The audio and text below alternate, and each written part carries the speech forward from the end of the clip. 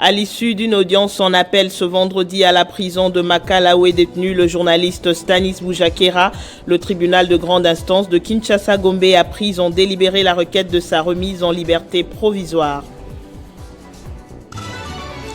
Après ce que l'on s'est imaginé comme la fin de la publication des résultats, d'autres finalistes à travers le pays ont célébré il y a encore quelques heures des cas de réussite, des interrogations sur l'organisation de l'épreuve d'examen d'État session 2022-2023. Éliminatoire de la Coupe d'Afrique des Nations féminines 2024, les Léopards se sont imposés ce vendredi face aux Guépards du Bénin sur le score de 2-1. Et c'est l'heure du journal sur Télé 50. Bienvenue à tous. Le tribunal de grande instance de Kinshasa-Gombe a pris en délibéré la requête de mise en liberté provisoire du journaliste Stanis Boujakera, placé en détention préventive à la prison centrale de Makala depuis le 15 septembre dernier. Décision prise au cours de l'audience de ce vendredi 22 septembre.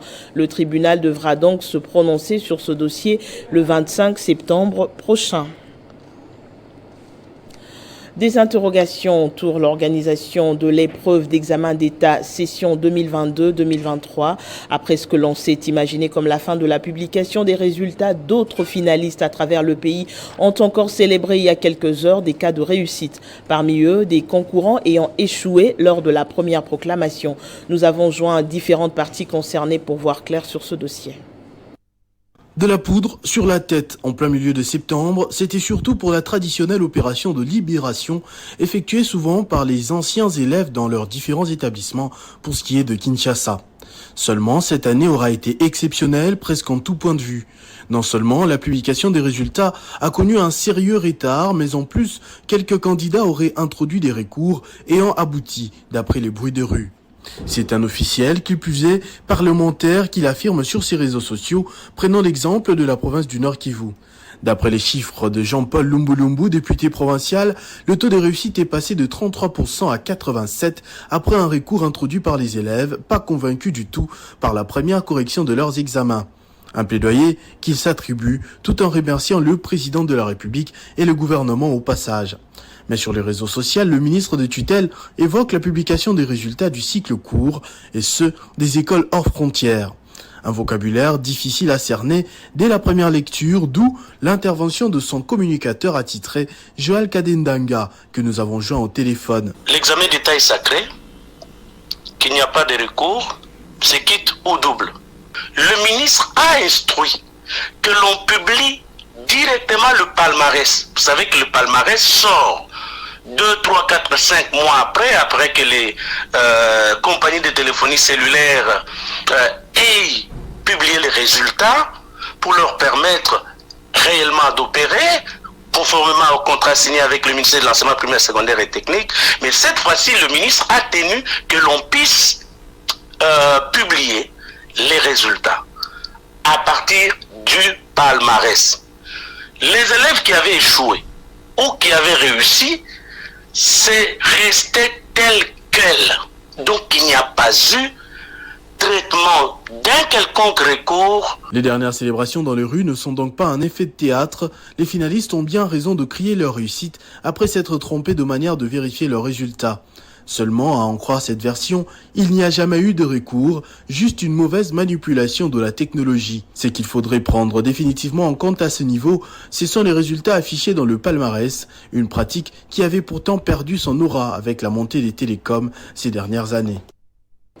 Le Forum universitaire international sur la bonne gouvernance en Afrique a vécu à Pretoria, capitale de l'Afrique du Sud. Parmi les intervenants, Jules Alinguete, le chef de service de l'Inspection générale des finances, a profité de l'occasion pour présenter les résultats du contrôle des finances publiques par son institution.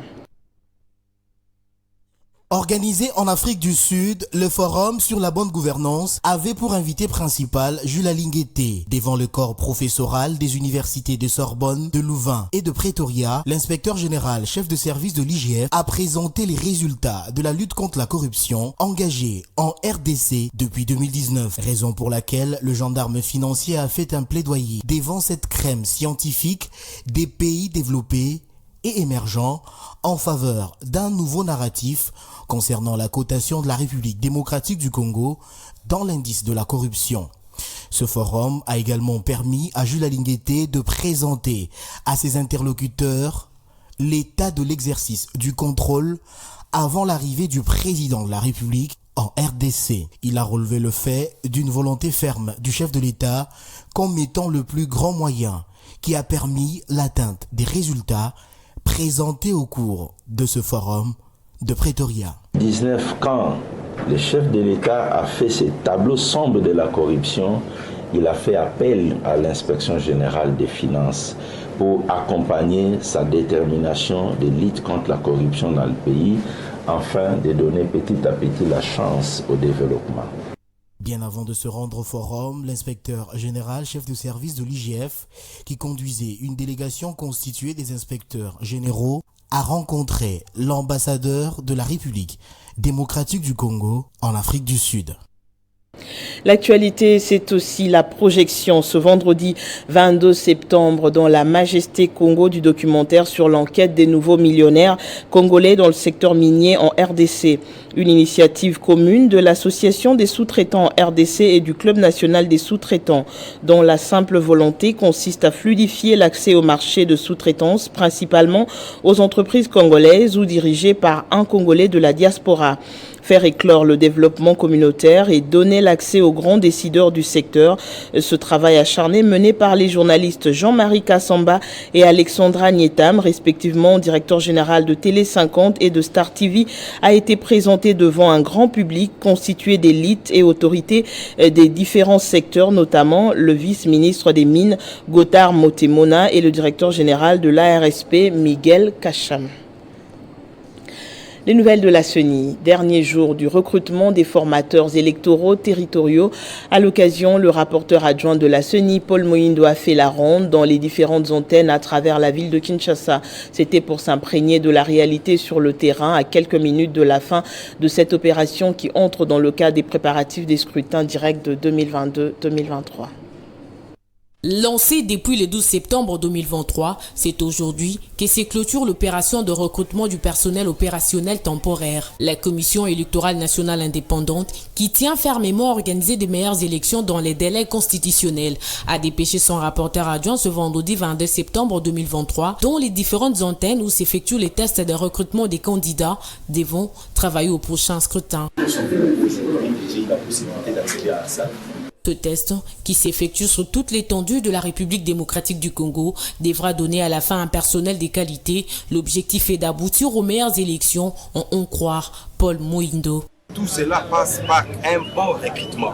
Et donc c'est comme ça, vous avez vu, il n'y a pas moyen de favoritisme dans notre processus. Mais parce que vous postulez en ligne et vous venez devant une machine qui vous questionne. Mais tout cela démontre une détermination et un engagement fervent des membres de la CENI à organiser les meilleures élections dans le délai. Et donc, s'il y a ceux qui continuent à rêver, qu'ils quittent les rêves. Chargé de superviser la formation et le recrutement au sein de la Commission électorale nationale indépendante, Paul Mohindo a affirmé que le processus s'est déroulé avec objectivité inégalable. Nous avons constaté que ces candidats sont venus nombreux, comme nous venons de faire les tours sur l'ensemble de plusieurs antennes de Kinshasa. Signalons par ailleurs que plus de 27 000 chefs des centres de vote et techniciens informatiques des centres de vote étaient attendus à ces recrutements. 400 000 membres de bureaux de vote et de dépouillement, plus de 300 formateurs électoraux nationaux, 642 provinciaux, 6 995 territoriaux et plus de 7 000 membres des centres locaux de compilation de résultats. Projet Kinelinda, le ministre d'État en charge des infrastructures, a procédé à la pose de la première pierre de construction du centre de formation de l'Institut national de préparation professionnelle dans la commune de Maluku. Ces travaux seront exécutés pendant 12 mois par la Société Générale Congolaise pour un coût global de plus de 4 millions de dollars américains. Après la signature du contrat entre les ministères de JTP via la cellule infrastructure et l'entreprise SGC le 10 août dernier, nous voici dans les concrets tels que souhaités par le ministre d'État Alexis Gisaro. Ce fait, le patron de l'infrastructure congolaise a posé la première pierre de construction du centre de formation professionnelle INPP dans la commune de Maluku. C'est dans le cadre de la mise en œuvre du volet développement des compétences de projet Kinelinda. Cette cérémonie de lancement officiel de travaux dans ces sites a été marquée par la présence de plusieurs autorités communales, provinciales et politiques, ainsi que de partenaires techniques et financiers. L'hôtel de ville de Kinshasa, l'INPP et bien d'autres ont loué le démarrage de ce chantier qui, à proprement parler, est le premier du projet Kinelinda. Le train est donc lancé, souligne le ministre Alexis Guissaro. C'est pour moi un moment de joie profonde, car le train est enfin lancé.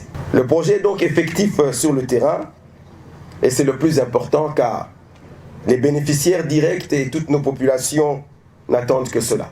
Qu'il me soit permis, avant toute chose, d'exprimer à la haute autorité, son Excellence, Monsieur le Président de la République, chef de l'État, l'infinie reconnaissance pour les efforts déployés afin que la République démocratique du Congo retrouve sa place dans le concert des nations. Notons que les travaux consistent spécifiquement à construire un bâtiment, 2 salles de formation, de laboratoires, des auditoires, des restaurants, une voirie interne, l'électrification du site, la mise en place d'eau et l'aménagement général avec une zone sportive, le tout dans une durée de 12 mois. Dans la foulée, quelques autres projets routiers du district de la Tchangou ont également conduit le ministre des ITP dans cette partie de Kinshasa.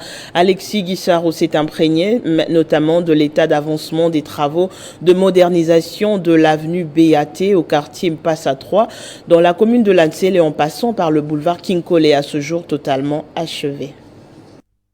Comme dans ses habitudes, le ministre d'État des ITP, Alexis Guissaro, a laissé son bureau climatisé ce mercredi pour consacrer sa journée à la visite de chantier dans la capitale congolaise.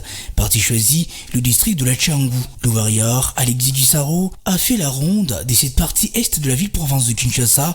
D'abord le boulevard Kinkole, à ce jour ouvert à la circulation au bonheur des Kinois, dans les cadres du projet Kinshasa Zéro Trou, puis l'avenue BAT en passe à 3 dans la commune de Lansele, où 2 mois après le lancement de travaux, les avancées sont visibles, avec notamment la construction de caniveaux, motif de satisfaction pour la tête couronnée des ITP. Comme vous pouvez vous en rendre compte, les travaux sont suffisamment avancés.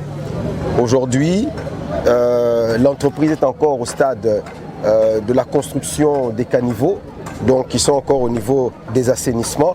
Mais nous pouvons voir déjà que, à ce niveau-là, il y a les avancées sont visibles.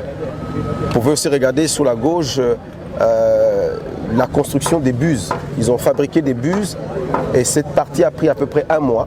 Nous avions donné 6 mois à l'entreprise pour pouvoir réaliser ces travaux. Au jour d'aujourd'hui, après ce passage, nous pouvons nous considérer satisfaits et que nous pensons que tout est mis en place pour que le projet puisse respecter les délais. Comme pour d'autres districts de Kinshasa, Tchangou bénéficie de plusieurs projets routiers. Les ministres d'État, Alexis Guissaro, annonce que tous ces projets vont prendre de l'allure dans les jours qui suivent afin de développer toutes les parties de la ville-province de Kinshasa. Le parti Ensemble pour la République a lancé jeudi à Kinshasa un marathon de 90 jours avant la tenue des élections de décembre prochain. L'annonce a été faite par le député national Gratien Iranchan, un des cadres de ce parti politique de Moïse Katumbi. Et pour l'élu de Bunia, ce marathon est un moyen de sensibiliser la population à l'approche des élections, à prendre conscience de l'importance de se choisir des bons dirigeants. À moins de 3 mois des élections, l'Ensemble pour la République de Moïse Katumbi est plus que déterminé à remporter la présidentielle de 2023. À cette occasion, il a lancé 90 jours des marathons pour y parvenir. Cette démarche n'exclura pas une autre. Le député national Gratien de Saint-Nicolas Iranchan a rassemblé autour de lui les chevaliers de la plume afin d'évoquer les droits du peuple congolais, à savoir ce qui s'est réellement passé ces 30 jours-là à Goma, tel que stipulé dans son interpellation destinée au Premier ministre. Pour que Sama Lukonde vienne nous dire ce qui s'est passé à Goma en rapport avec les 3 ministères qui se sont rendus sur place. Ça veut dire que le gouvernement s'est saisi du dossier. Il faut que le gouvernement vienne nous dire qu'est-ce qu'ils ont constaté sur place et quel est le vrai problème à Goma. Comment s'y prendre si l'interpellation n'est pas programmée?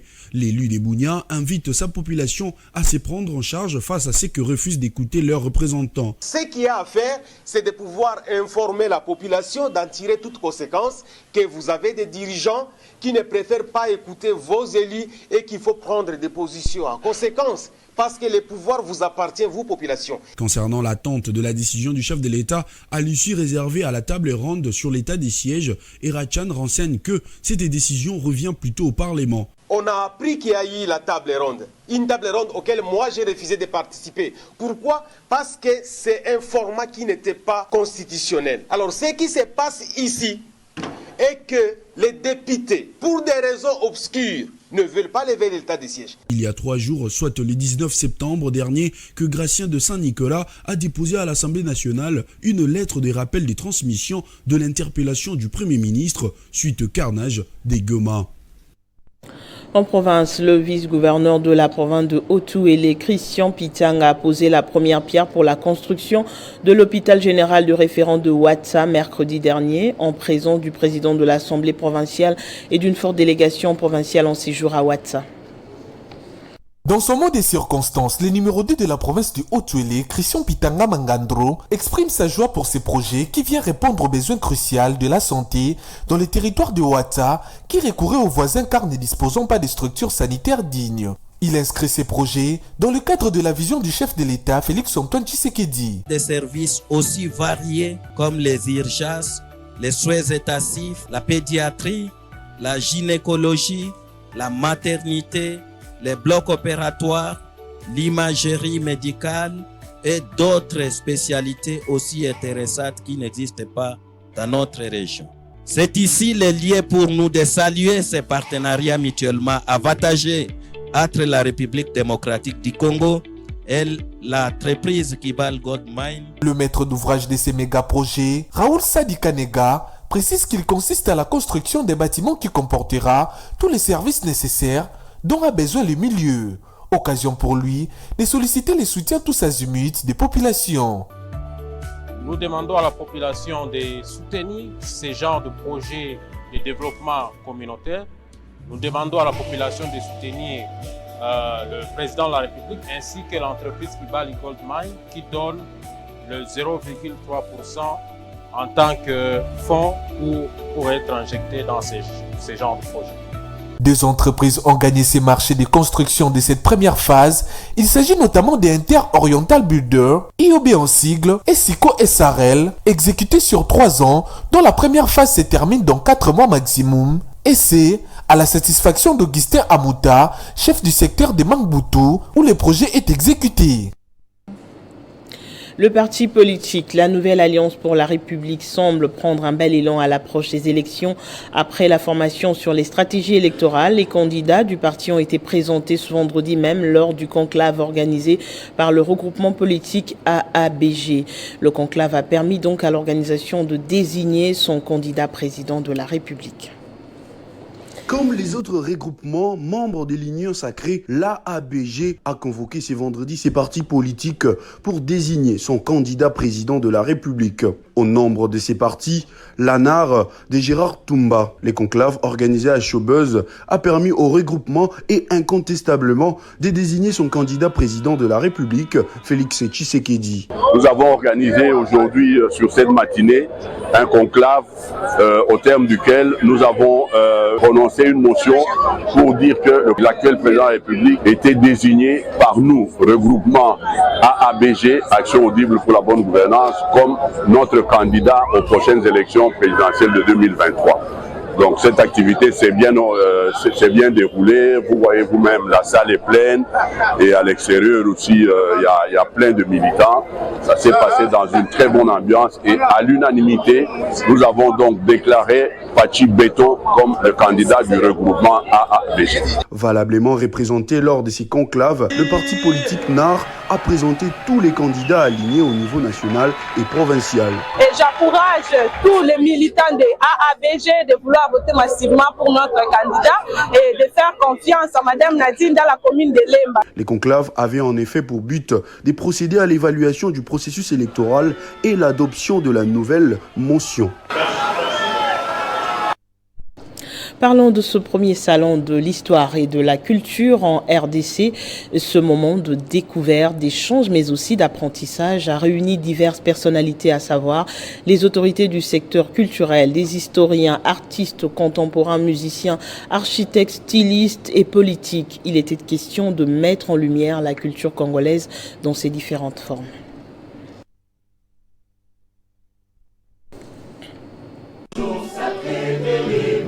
Ils sont tous réunis autour du thème « Rôle de la culture et des arts dans la société africaine », accent sur la RDC, la diversité culturelle comme moteur de développement. Plusieurs personnalités ont pris part à cette activité, notamment des professeurs d'université, des passionnés de la culture venus des 4 coins du pays. Au programme, exposition, concerts et networking, une rencontre riche en partage des connaissances au cours de laquelle la culture, l'histoire et l'art ont été célébrés sous toutes leurs formes. C'est le premier salon de l'histoire et de la culture en République démocratique du Congo.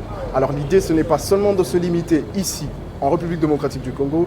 Les idées à venir sont que ça devienne un café culturel où on parle de la culture, on parle de l'histoire, qui sera international et qui va perdurer. Donc nous allons peut-être annoncer prochainement la prochaine édition.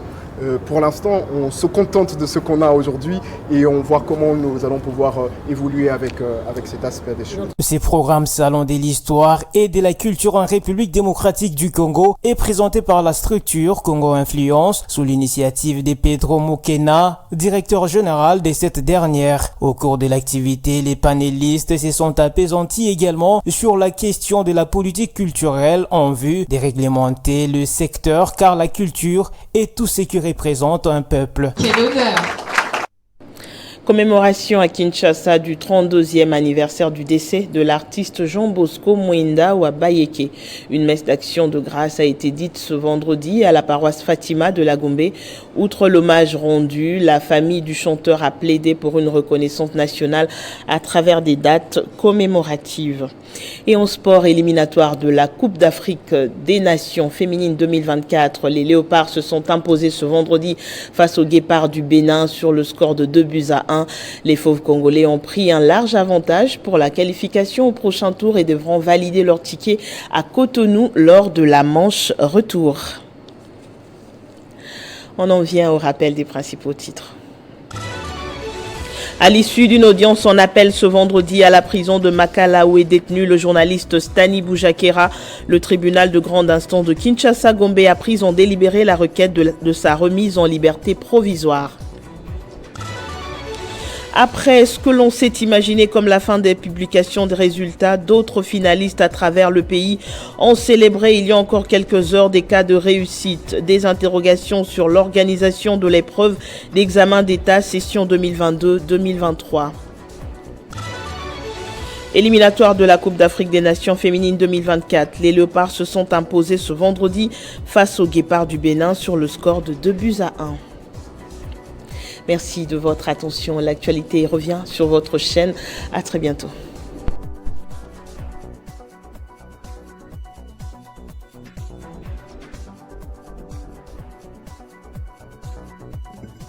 Retrouvez toute l'actualité en continu sur www.tele50.cd.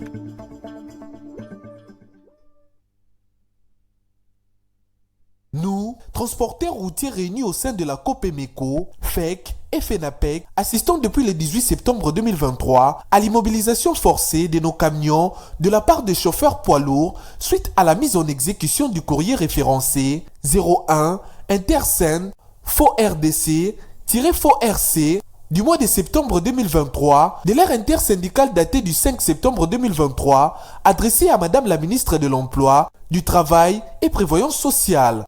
Par le présent, nous ne pouvons que constater les dommages subis, suite à ces conflits opposant l'intersyndical des chauffeurs poids lourds au gouvernement en rapport avec leurs préoccupations formulées sur 11 points énumérés dans le courrier suscité. Vu l'urgence et les conséquences néfastes sur la population, l'économie, la santé et la sécurité, nous invitons diligemment les deux parties litigieuses à régler leurs différends et marquons notre disponibilité en tant que professionnels du secteur à les accompagner dans ces processus. Nous profitons de cette occasion pour informer l'opinion que nous déclinons toute responsabilité qui découle de ces conflits dont nous sommes nous-mêmes victimes. Fait à Kinshasa le 21 septembre 2023, communiqué signé Kopemeko, FEC, FENAPEC.